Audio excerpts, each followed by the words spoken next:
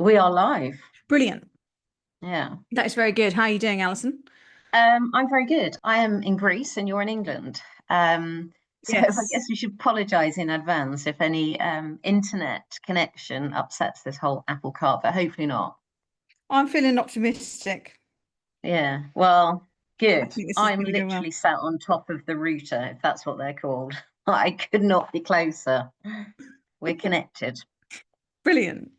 I don't really Um, understand that, but anyway. Yeah, we are here today. Resurge. Tell us why it's called Research. well, we're going to be reflecting a lot on AI, and I think there's a lot of elements that we're going to talk about the kind of superpower, I guess, both for ourselves, but also how we're sort of superpowering things more generally at Kokoro and particularly within our subscription. So we've got some really interesting twists for people today, I think. Alison, when I look down the list, there are quite a few new people, which is really exciting. So I think we could just have a quick intro. Do you want to go first? Yeah, so I'm Alison, founder of Kokoro. So I've been doing research for a very, very long time. Around 5 years ago, Laura and I set up what has become our subscription business. It was in the very early days a look at how the nation was thinking, feeling, reacting to the coronavirus. Since then, Laura, it's gone in many, many different directions. Yeah, it has. It's sort of taken on a life of its own. It's been very exciting to see it kind of move forward. We talk about all sorts of different things. Really, we're tracking kind of life in the UK, the UK consumer, both in terms of their kind of mood, where they are now, and what's likely to come next, but also other kind of moving parts, I guess, emerging trends. Yeah, absolutely. And so, Laura, today we have got a lot of things to cover, haven't we? We're focusing on AI throughout, but we're kind of looking at it through three lenses. We're looking at kind of consumers' relationship with AI. And as with any tech, it's very conflicted, isn't it? There's pluses and minuses. And we like to think it's one thing for us and something for everybody else. We take a look at search in particular, because I think for brands here and now, there's sort of a change in relationship with search, which is quite significant. And then, Laura, we lift the lid on AI in terms of us as an agency, how we're using it, and how we see it sort of developing over the next couple of years. And then finally, we reveal our own kind of AI product that we've worked very long and hard to build in within our subscriptions platform. We are not going to do a live demo today because we've got an even more exciting thing to offer right at the end of today's presentation. Laura, anything to add before we get started? No, I was just sorting out some audio issues, and I'm hoping that I've been successful doing that. So sorry about that. Very good. One thing we could add is the slides will be available or the video will be available. Yes, all of this will be available because actually, of course, we're going to, as you said, we're going to take a bigger look at AI. Some of this data you might be, or we hope you'll be very interested in. So you will be able to get your hands on it. We will send it all out at the end. You will get a copy of the slides and also a link to this recording. And that's for anyone who also misses it, has to kind of dash off. And it's part of a kind of bigger series as well. We've been doing a learning series all summer, so you'll get access to all of that afterwards. Yeah. Okay, so let's start off with sort of chapter one of our story, which is a look at how consumers are using AI. So, interesting timeline on the right-hand side, Laura. This is the sort of history of OpenAI, ChatGPT, the name we all know. Been going quite a while, but it was only in 2023 that it really became viral. And since that moment, a big lift off in consumer usage. Yeah, incredible. It's one of those things that, yeah, sort of burst onto the scene. I remember when we were watching it, that kind of journey to kind of million users or whatever the big statistic is was phenomenal, kind of versus other platforms, and has kind of really quickly in that time period become very mainstream.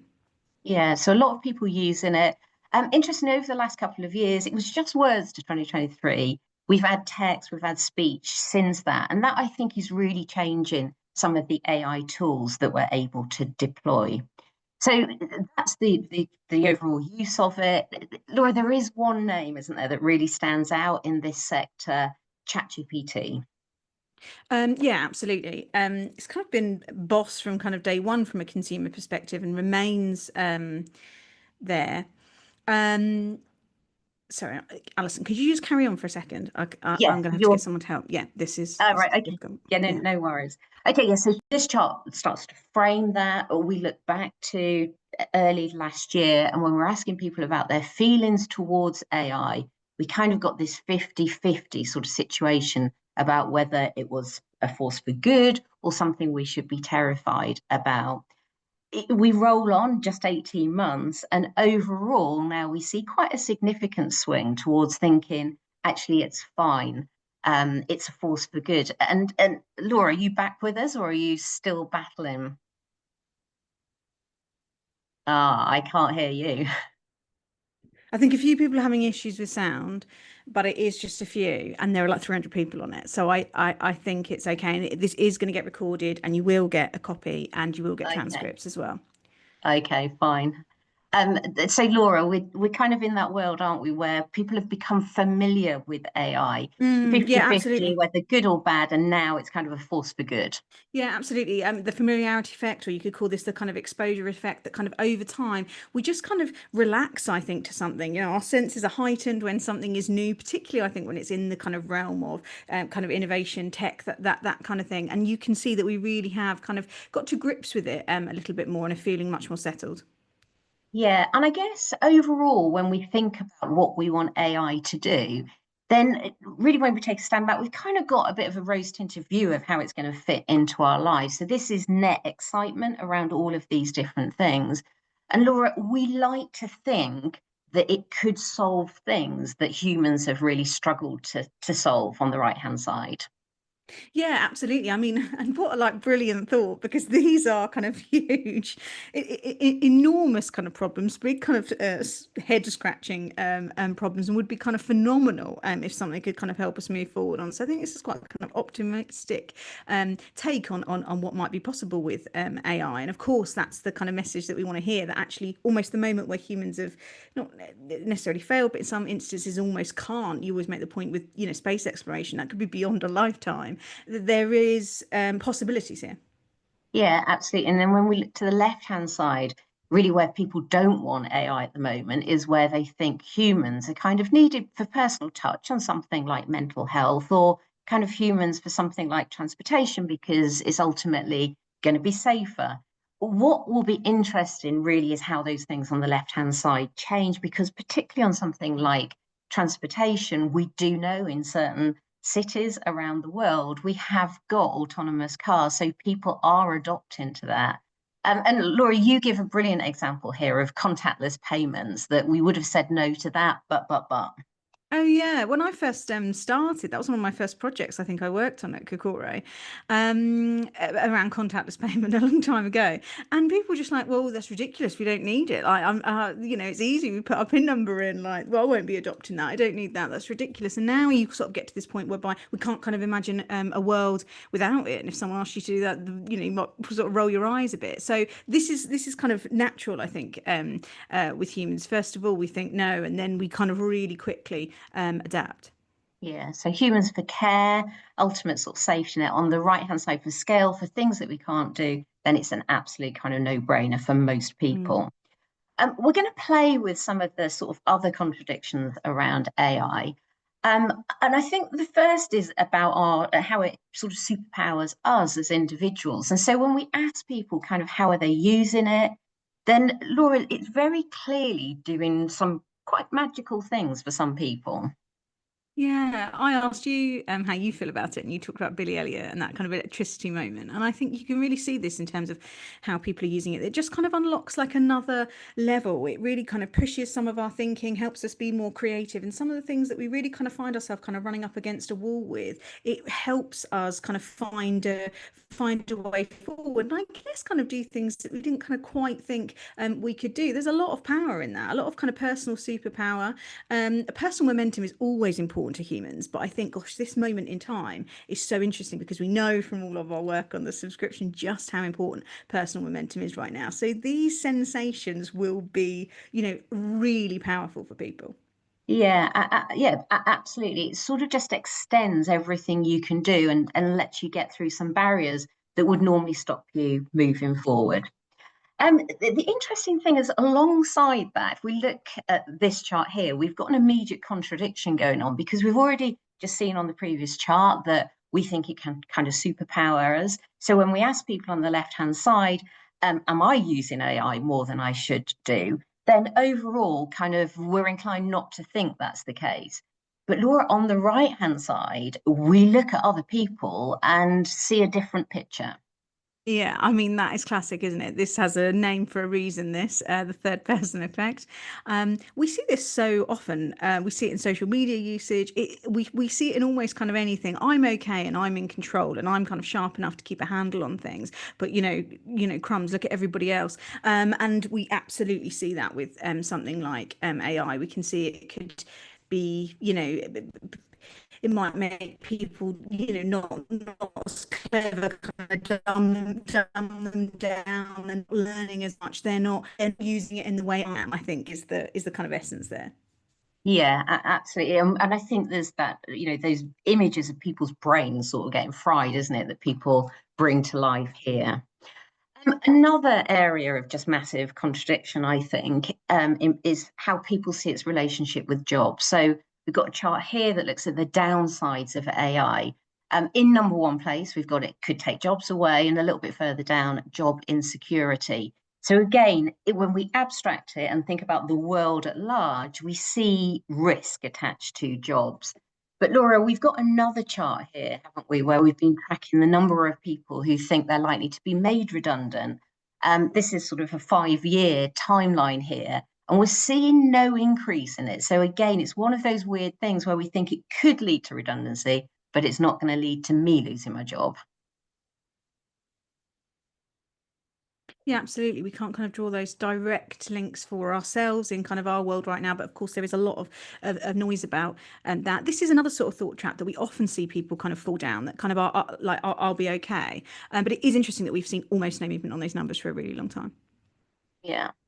Okay, and then the final thing we kind of just want to point out in terms of people's sort of relationships, thoughts around AI at a personal level is personally, we don't really see the environmental harm that could come with just the vast usage of computing power that AI requires.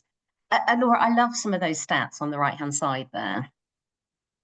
Yeah, incredible. And I think that there have definitely been a little bit of kind of attention on this. Definitely not anywhere near in the realm of kind of taking jobs and things, but this is sort of something people are vaguely aware of. When you put it into those numbers and make it feel so concrete, I think this would surprise people. So the energy to boil a kettle is equivalent to 333 Google searches, which I think is incredible. I don't know how aware the average person would be of that even. But of course, when you then look at something like Chat GPT, it moves into kind of quite scary numbers kind of quite quickly. It really does. I mean, I would be using a lot of kettles in a day, I Yeah. think, with ChatGPT usage. Absolutely. So, yeah, so I think that's sort of gone beneath the radar. People aren't kind of noticing that as a threat. And I think more generally, actually, we're in an age where people are choosing to kind of look the other way at sustainability issues because there is so much else kind of going on in the world right now. Laura, Yeah, absolutely. we're going to stick with consumers just for a moment, and we're going to think about search. Now, the framing for the reason for looking at this is when we ask people kind of what are the wins of AI for myself, then search is at the top of the list. And I think very close to that is exploring tricky topics and sort of educating myself. These are things we've historically used Google for, of course. Yeah, yeah, absolutely. I mean, this sort of takes it to a whole new realm, doesn't it? Just look at that output you've got from kind of what makes a good story. I mean, you can see all of those things kind of coming together there, really, kind of answering it, giving it sort of unraveling that tricky kind of question, and also kind of really giving you sort of practical things to kind of move forwards with. I think the other thing we really see play out here is this kind of fluency effect, whereby we trust and like things that look kind of easy, that look kind of well put together. There's something kind of just like implicitly good about it. It's been made kind of so easy. It's an absolute direct answer to your question. You're not kind of flitting through and kind of patching sources together yourself. Yeah, and Laura, that's a brilliant segue really into the next couple of slides, isn't it? So on the next slide, we look at traditional search. So this would be, a search on something like Google, where you put in what you want and then you get a world of things presented to you. Yeah. Um, You're looking very nervous yes, there. absolutely. Tom keeps coming in and giving me different post-it notes. It's quite, I feel this is quite difficult. I've got quite a lot of different things coming at me. I might lock the door. Um, In other news, okay. Laura, I've got a very noisy cat that's just arrived at my door. So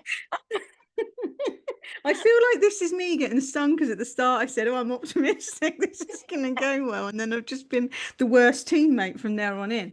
Yes, absolutely. I think traditional search is really interesting. It plays off of kind of visibility, doesn't it? It's all about rewarding kind of keywords. It's about who kind of shouts loudest, and of course, you can kind of pay to rent that top of the page. I think actually, as a user doing it, it's quite a heavy research phase, isn't it? You're Googling things, you're getting a lot of different kind of answers come up, very sort of, I guess, difficult. You're sort of patching things together. What should I believe? Is that at the top of Google because it's good? Is that at the top of Google because it's kind of paid for? Quite a lot of kind of cognitive strain on the user, as you've said, sort of system two thinking.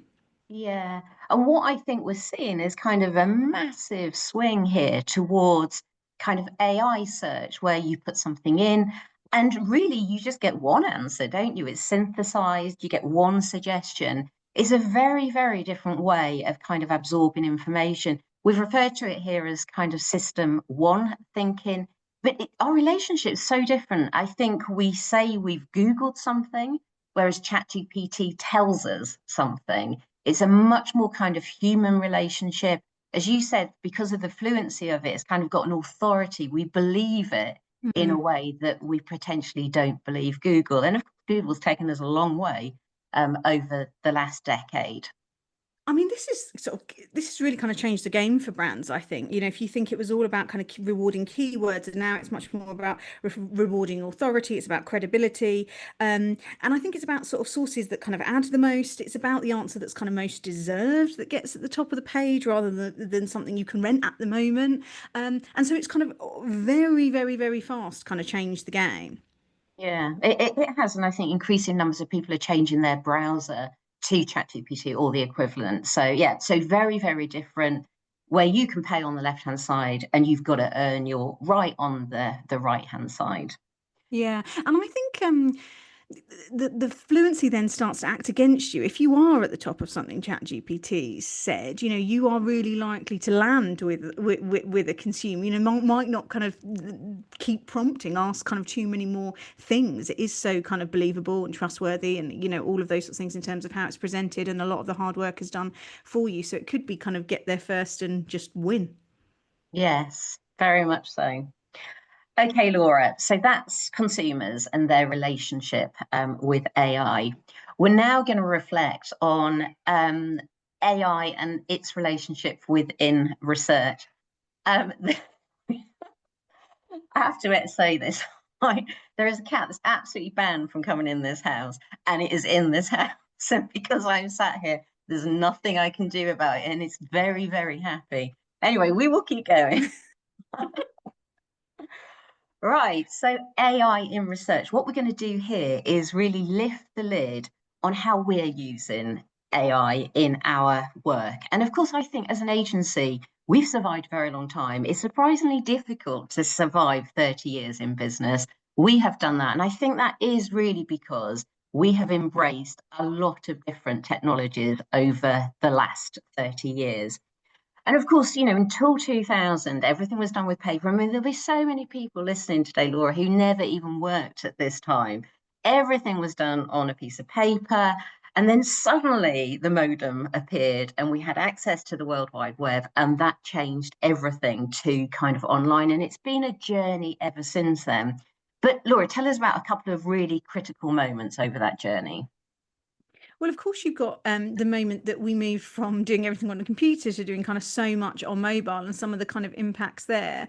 Not only when you think about that kind of change in screen real estate, but what that might mean for where we are in a kind of particular kind of customer journey, different kind of behaviors associated with that. Game changing, I think, game changing for all sorts of elements of research, whether that's kind of survey design or whether that's the problems we're kind of helping businesses solve. So absolutely, that was a kind of big moment. And of course, you've got kind of COVID, whereby suddenly things went from being in person to being kind of so remote, another moment of having to adapt fast. Yeah, and so we have adapted to each of those, and we're now currently adapting to AI. So we're going to tell you where we're at with AI, how we use it as a tool within our research, because I think there'd be lots of parallels how other agencies could use it or how other insight teams could be using it. So I think the first thing to say is, Laura, I'm a big fan of AI, and what the potential for good could be of it. A lot of what we see is not particularly good. You give an example here. We use HubSpot. It's brilliant in many ways, but its AI adaptation is not very good.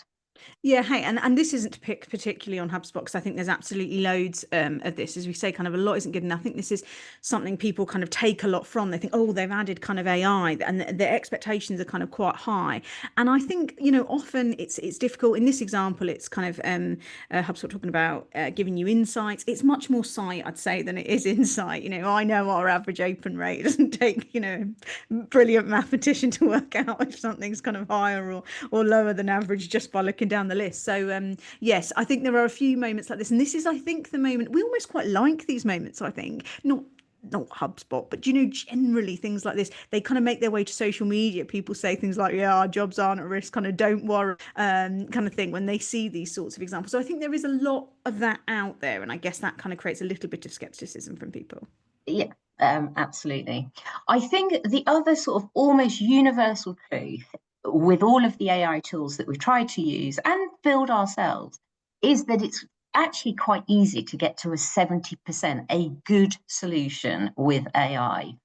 What becomes much, much harder is going from that 70% to something that is sort of a level that I think most companies, most good agencies would want to be using. So very easy to get a long way, fast, very hard, I think, to push beyond that barrier. And incidentally, I think this is why we see quite a lot of LinkedIn content saying we're at peak AI. Look, the number of people kind of launching things and doing things has kind of just dipped. And I think this is the second more serious wave coming through. I think we've got a lot of people who launched something good, it's not survived. And so it's sort of now taming, if you like, to a lower level, but where the really good players are going to come to the fore. So, Laura, what we have learned, and it's not us, I think this is kind of collective wisdom in terms of AI, is really what you've got to do is not have AI as one sprint or one task, but you've got to chunk it and work on the 70% quickly, but put lots of it together. Yeah, absolutely. And I think this is like easier said than done. I think breaking that's one of the things I think that makes you kind of good, I guess, at using something like ChatGPT. How many chunks can you break it into? Because I think it's quite easy to break something into sort of three chunks. But actually, if you want to move kind of miles, you've got to really kind of think about different ways to ask it. And absolutely, it's got this kind of incredible way of being able to kind of nudge you along, as you say, kind of at each step, and actually create something, brilliant.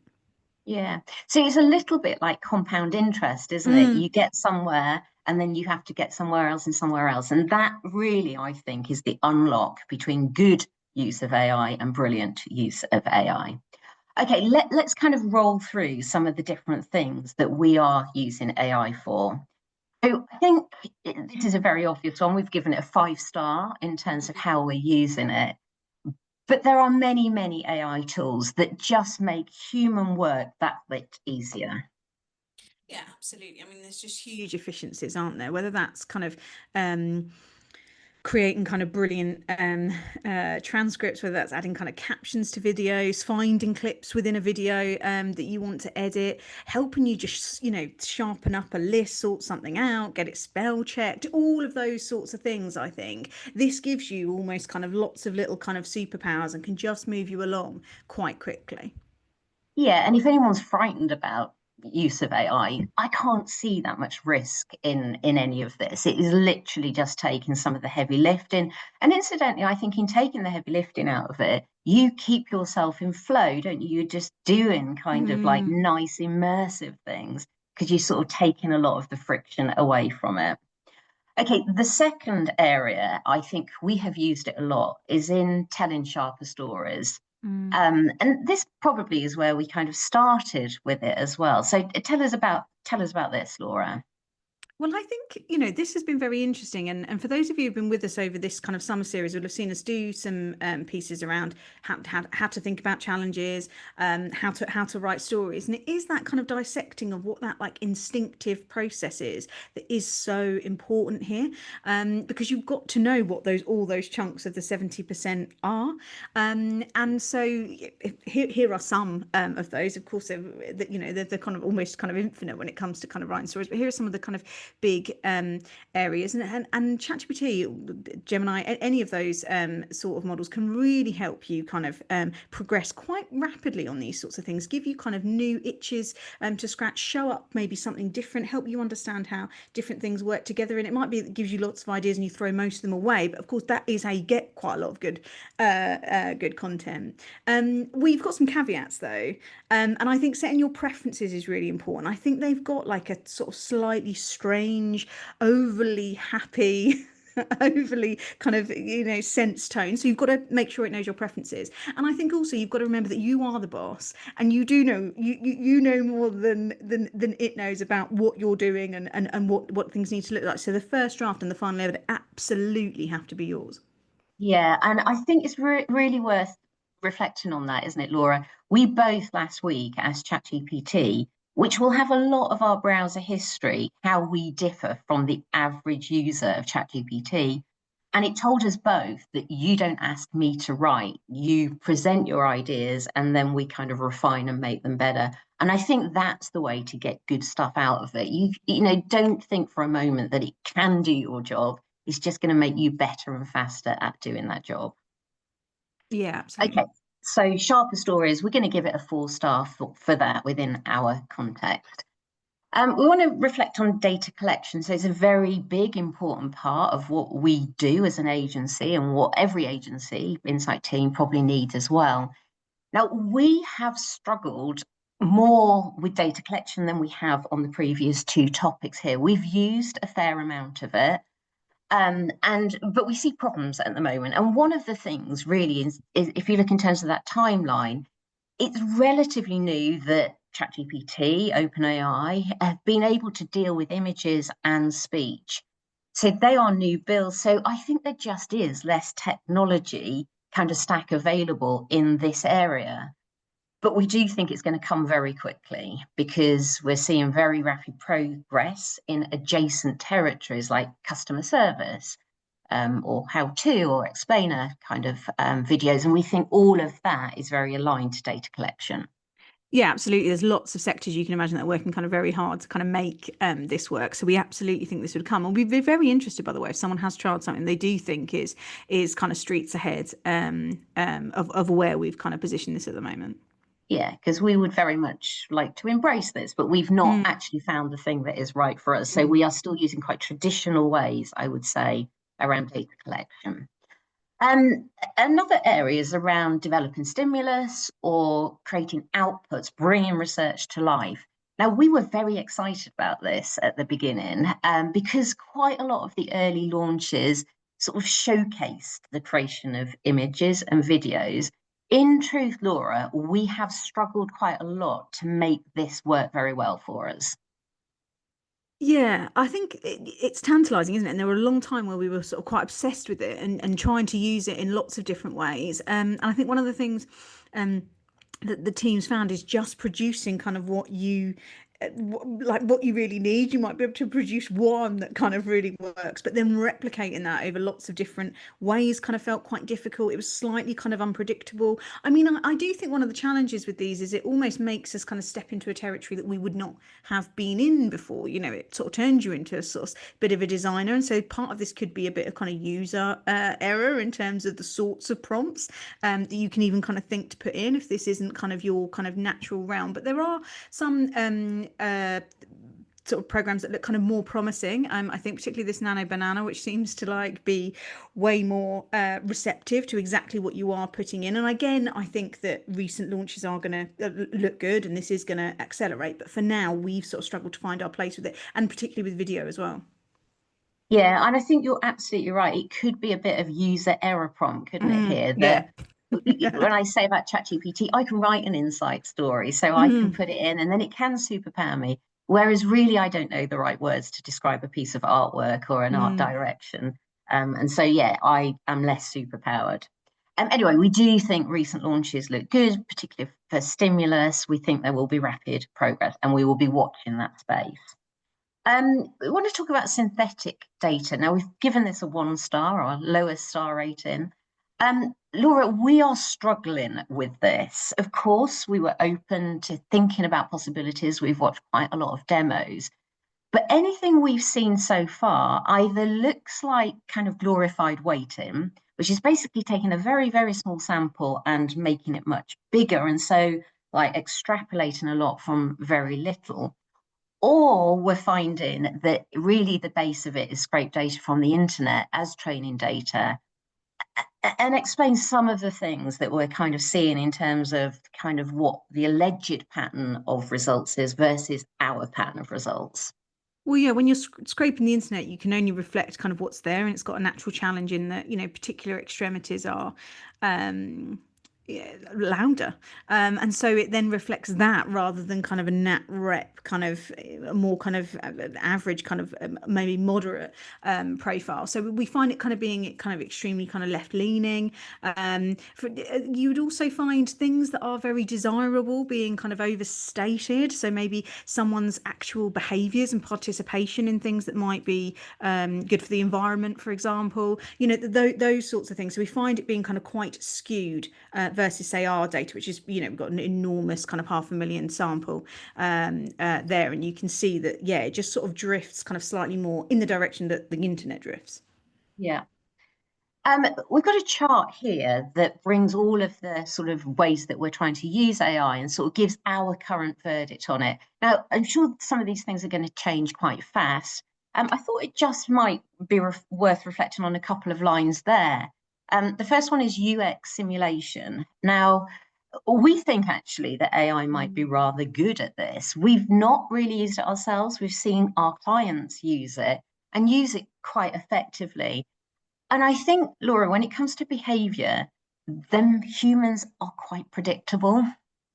Yeah, we hate hearing that, don't we? That Yeah. never sounds great, but absolutely, as you say, you know, we'll always look kind of top left. We prefer shorter things to read. 5 words will always test better than 9 words, you know, that those sorts of things. And so, yes, I think we can absolutely see that it could have really interesting application there in terms of testing kind of, you know, early kind of designs, experiences, etc.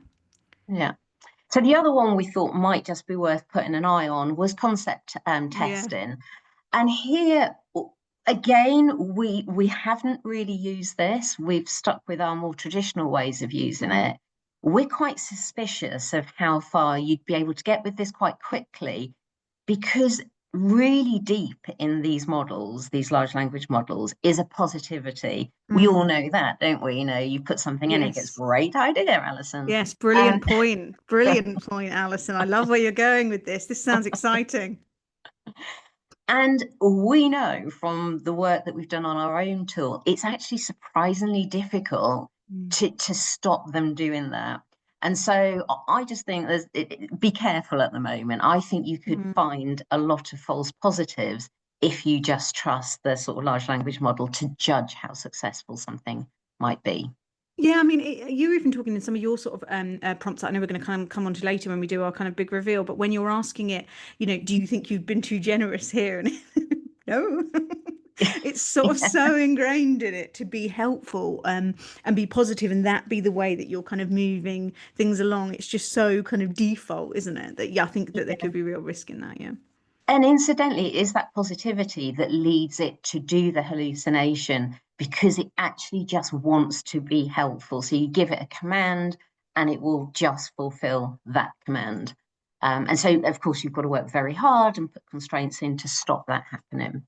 Okay, we're just going to do a quick fire, Laura, true or false, on a few questions that we get asked a lot in terms of Mm. AI.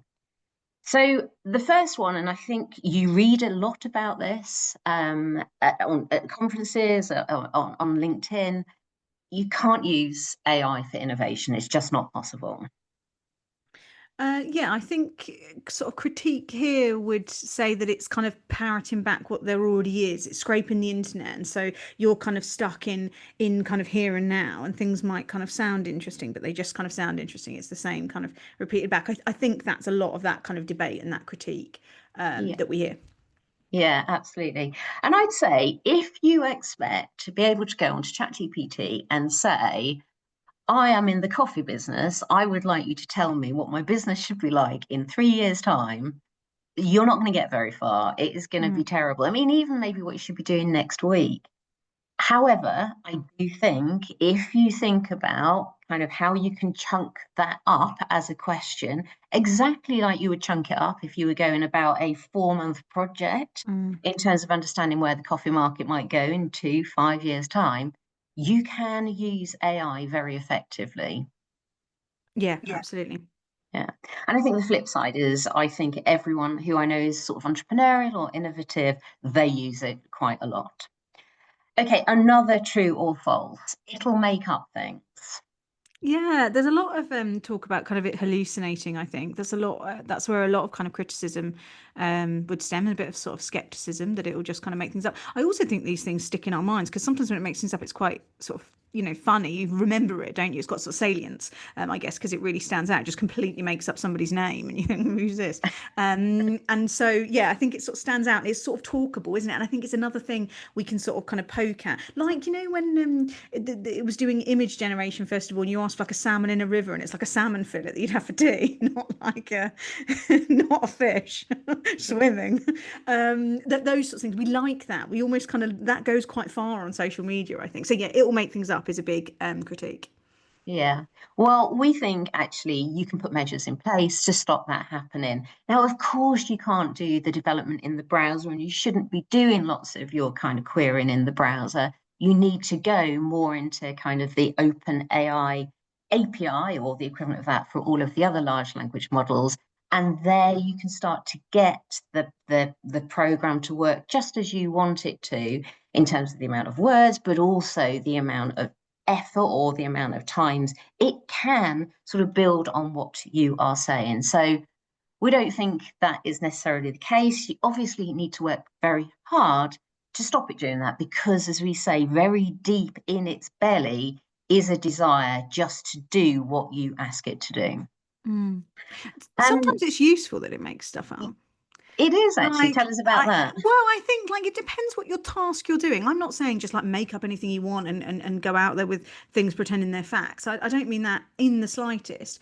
But if you're trying to kind of create something, if you're trying to sort of stretch the boundaries of some thinking and you just sort of want to play, sometimes it's quite useful and it will churn back to you, I don't know, 10 things, 15 things, and you think, what a load of rubbish, 1 to 13. And then there's there's some other things, and it just sort of makes you think slightly differently. I don't sort of hate it when it makes stuff up. It's made up. Yeah. And so I think sometimes that can be quite useful. And you say, sometimes you'll be looking at things and you'll be like, well, we've seen this and we've seen this. How can this be true? And of course, it's just kind of hypothesizing out of nowhere, and you're not then taking those ideas, but it just makes you sort of think twice. It's a bit of, it's a thinking buddy, isn't it? It's a brainstorm partner.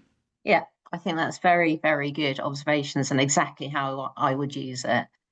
To contradiction things, a framework, this information, how do you put that in? It almost like creating hypothesis, and then you can stress test them and play around with them. Laura, and the notion of making up things is Mm. not unique to an AI model. No, In fact, humans do it all the time. We like to think that we're very rational and very sensible and all of those sorts of things. But as we all know, we kind of go with our gut. We are governed by almost kind of predictable ways we do very kind of odd things. That's what kind of biases and heuristics are, shortcuts. And they make us do, yeah, irrational things. They make us kind of make things up. How many times have you been in a meeting and seen someone hallucinate? Like, I think it happens all around us all the time. yeah, yeah. And I think you're right. And I think when I'm training young researchers, one of the things that they often do is try and prove the client right. And I'm not saying I set out to prove the client wrong, but it's very, very easy to have that bias. And that is an Mm, hallucination, isn't it? You're just, ignoring mm. half the information. Okay, final true or false then. It's going to take our jobs away. What do you think of that, Laura? Well, I mean, I think that we know it's something that people are genuinely fearful of. It came on top of that kind of downsides alongside some kind of job insecurity. And of course, it's something that people worry about. They read a lot about it. And I think when you see something, do something you might have like scratched your head over for an hour and a half in 3 seconds, you can start to see like, "Oh," and you definitely, we've heard an awful lot of that, I think. Yeah. So that's obviously a risk. When we look at this data here, you start to think, this could be refrained. Because Mm. I think, if there is a job to be done for insight people, it is to be the voice of the customer, isn't it? To drive customer centricity within the business that they work for. It's like just a sector truism, if you like. What we've got here is the results of 3 surveys. All of them basically are, have you nailed it in your business? Have you got to that customer first stance? And Laura, the evidence is very, very few companies currently achieve that standard. Yes, I know. We have asked on sort of several of our events, and that's our data over on the left there, which looked kind of difficult. So we went out to see kind of what other people have said on it, and indeed, like it's kind of verified by kind of independent bodies that although it's absolutely kind of an ambition, kind of completely having customer beaten through every single part of the business, every single decision, being consumer obsessed in a very sort of genuine way is much easier to say than do, as so many kind of important jobs are. And there is a gap. And then you start to think, oh, okay, well, if there's a gap, AI could help us, fill a lot of these charts. It could superpower our sector, Mm, couldn't it? It could superpower that white mm. bar and make it much, much bigger part of that circle. And Laura, if we achieved that, the rewards look very, very handsome for businesses. Yeah, they're tantalizing, aren't they? I mean, commercially, profitability, productivity, staggering numbers there. And I mean, this is a study by Deloitte, but you can find others by people like Harrop. But I think also just how it would feel to be at work. Look at that number on less absenteeism. It's just kind of phenomenal. These are the upsides of brands that are sort of truly consumer centric. I think that, yeah, you see an awful lot of gains, an awful lot of possibility. Yeah. Okay, so we get to the point, don't we, now where we've kind of looked at how consumers are using it, we've looked how we're using it, our predictions of where our industry is going to use it. And really, I think a big appeal for let's not use this to diminish ourselves, to make us smaller, to make what is already quite small inside teams even smaller, what is already relatively small inside budgets even smaller. Let's try and kind of invert that and make it a force for good that allows customer centricity to grow, and in doing so allows businesses to perform better. So the next thing we're going to look at is kind of us putting our sort of first foot forward into deploying AI within some of our services to make it a better tool for people in insight to use within their own businesses. So before we do that, we should say a very quick and well done to our team of developers. So we've got a team of about 4 developers. We've recently just added 2 more people to it. So Steve and Dave have been here for a very long time, helped us on some of those other technical transformations that we've made. We have just strengthened this team with a couple of people very focused on AI. And hopefully next time we do one of these presentations, Laura, they can actually speak to some of the technical developments that they've made.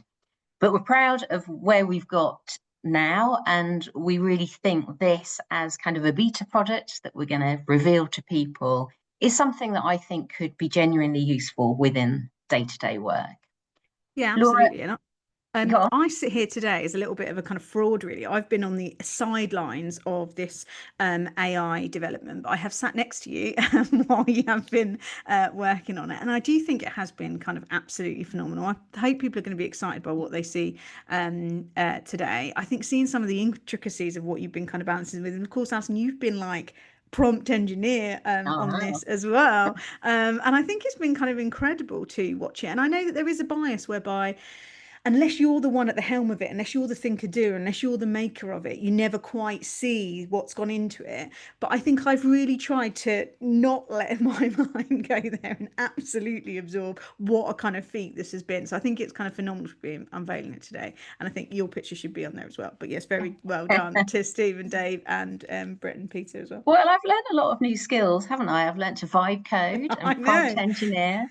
But I do think at my stage in my career, it's been a very joyful thing to do because in many ways I'm working out what I do in terms of creating an insight report, chunking it into all of those different stages that we kind of refer to, and then trying to get the model to replicate that. And so it's been a really good fusion, I think.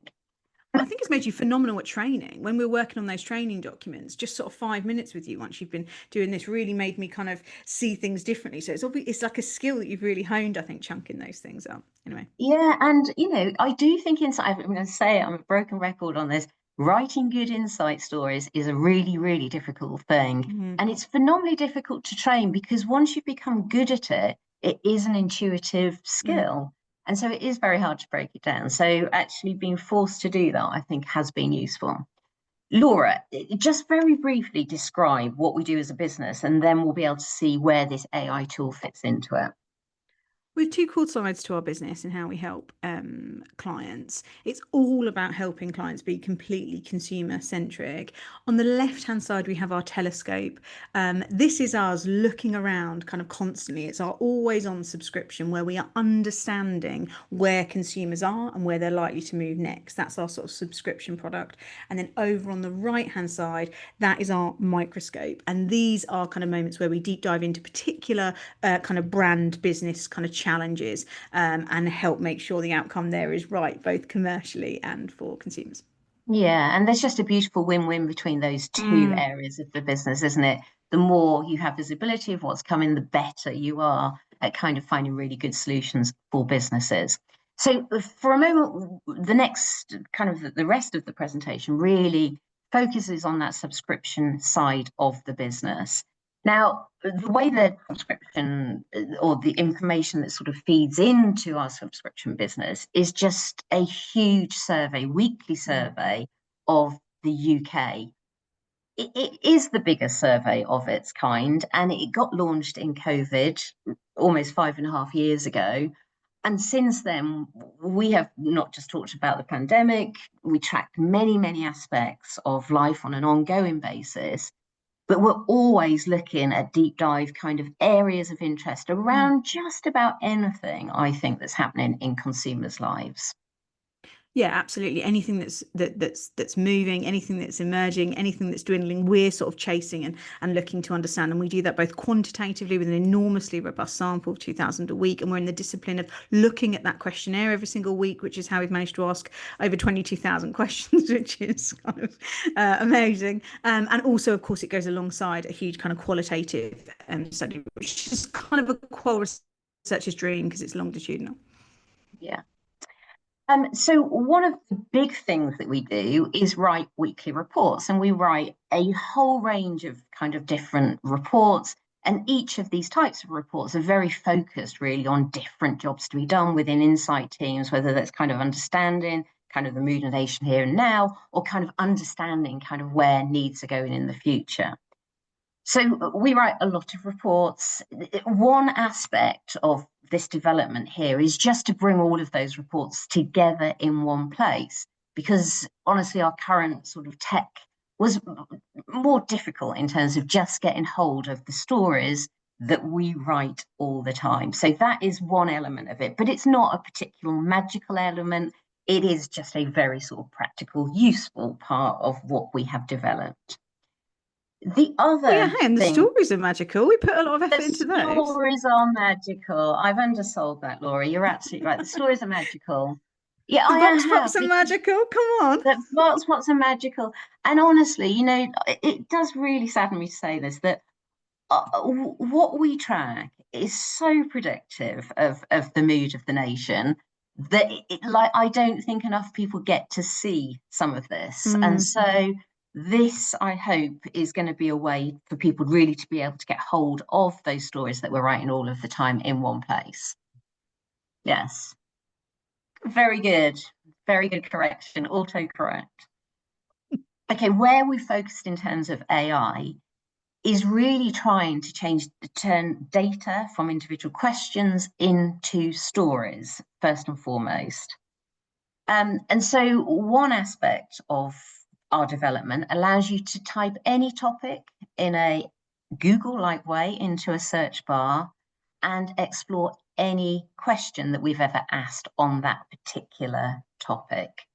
And so here's an example of something like gardening. And Laura, it turns out that we've asked a lot of questions on almost anything that people put into these bars. Mm. Yeah, I was going to say because we have, we've done deep dives, but of course you've got the contextualizing questions. We've got questions like, what have you been doing online, and what have your conversations been about recently, and all of those sorts of things. So you marry kind of general context of understanding about where things are with absolute kind of, specific questions and understanding how people kind of feel about things or use things, etc. And that creates quite a kind of magical web, I think, of questions. Yeah. Of course, because we believe in storytelling and we believe that if you're going to have impact as an insight team, you've got to be able to tell stories. We haven't just wanted to surface information, we've wanted to surface stories about that. And it turns out, Laura, we're good at storytelling. That is sort of baked in our DNA. It's something we've really focused on over the last few years to get better and better at it. And we believe it's like really important to be good at storytelling because in this world of an avalanche of so much data, you've got to be able to stand out by telling your story in a compelling and succinct manner. So we've done a lot of it. And that's exactly what we have tried to do on this portal as well. So that search, the Google-like search, will give you every question that we've asked on any particular topic. But at the click of a button, it will turn that question into a kind of a story narrative, if you like, based on that information. And hopefully you can see in that example there that the story has our kind of tone of voice, which we've trained very hard. And it also has that pyramid structure that we talked about in a training session a couple of weeks ago. Laura, what would you add to that? So questions, turning the answers of them into simple stories. Yeah, I just think it's kind of phenomenal. And when you get the chance to trial it, you'll see it literally happens kind of at the click of a button. And it just, I mean, it does have that kind of fluency piece, doesn't it? It feels kind of so easy to kind of get your kind of eyes and kind of head around very quickly. I can see how people would then be able to kind of move that forward into something they're delivering. I think it's kind of, phenomenal. Yeah. So that's the first stage, turning questions into stories. The second, and I think particular magical part of it, is then turning a collection of questions actually into a storyline report. And so here we've created a suite of different reports that takes a topic. I think this one is pets here. And then you can choose the sort of report that you want built on that. And that might be behaviors, emotional hooks, how you might communicate, how you could proposition develop within that category. And again, these are told with our style of kind of pyramid, nice, clear kind of signposting throughout it. Yeah, incredible. This actually is one of my favorite reports to run. Whenever I type something in, I always go to, because you get all the different options, I always go to the frictions report first. I think it's always that kind of moment where you start kind of seeing kind of opportunity and possibility very quickly. But yeah, they are again kind of phenomenal at that kind of click of a button. When you're trialing it as well, you can get them all running and flip back to them very quickly. So yeah, it's exciting. Yeah. Okay, we have chosen not to do a live demo today because instead of a live demo, Laura, we're going to give everybody who is listening today 24-hour trial access to this site so they can put in their terms and they can see it for themselves how useful this could be. Yes, absolutely. So we will be over the next kind of day or so, few days, be sending everybody out an email. You'll get a link. Clients, you can just click log in at the top there if you're portal users, and you are not limited to 24-hour trial. You get kind of all of this. But anybody who isn't, you are absolutely welcome to kind of take a look, kind of feel your boots, see kind of what's there, have a play with it, and anybody can just sign up and kind of get going. Yeah. It's worth saying, isn't it, that we've got a very ambitious, exciting roadmap ahead for this Yes. product. So not only would it be good to find out what you think about what we've got here and now, but it would be brilliant to hear your thoughts about how you would like to see it developed in the future. Yeah, absolutely. Um, Laura, there we have it in terms of AI. So I think like multifaceted view at AI. You just wanted to cover one last thing, didn't you? This has been a series of events. We've had a phenomenal number of people kind of sign up for these events, Mm. and you are thinking about where to take this series. Well, yeah, we've had lots of people sign up. We've had some really nice sort of spontaneous comments and things. It's been quite a kind of ambitious schedule. We've had 6 events in 8 weeks, and we're thinking of extending it. I put out a poll the other week. The results of that so far are unanimous, and so I think that we will be extending the series. I'm going to put together a new program. My plan is to kind of auto enroll anybody who's already signed up for the series. So anyone listening today, and again, you can kind of pick and mix and choose what you turn up to. So over the next week or so, I hope to be kind of unveiling that. A few of you really kindly reached out and gave us some feedback. So really been listening to that, thinking about how we can sort of change the sessions a little bit, some of the topics you really want us to cover. It's been like a really great challenge for us, I think, this summer. So yes, excited to continue that on a slightly kind of less intense schedule, I Cadence. think. Yeah. All right, thank you, Laura. I know we've had a few technical issues between Greece and the UK here. So anyway, yeah, great to see you, and I hope everyone enjoyed that. Yeah, hey, brilliant to see you. See you soon.